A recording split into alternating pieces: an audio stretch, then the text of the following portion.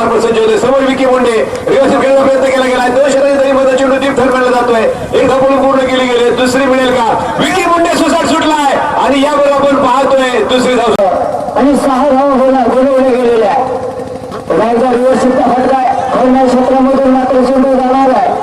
सिंधू गावडे चेंडूवरती येतो 2-2 अंकांनी धावसंख्येला आकार दिला जातो बहारदार फटका कव्हर नाही केला जातो फुलटॉप पद्धतीचा चेंडू आणि लहर केला कर आणि 4 धावा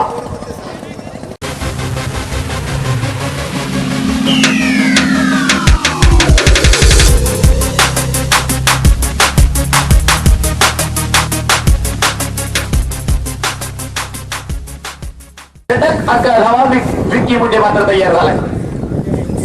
चेंडू सरळ खेळलाय स्क्वेअरच्या दिशेला 1 2 3 चेंडू सरळ सीमा दिशेला बाहेर गेलाय चौकार 4 धावा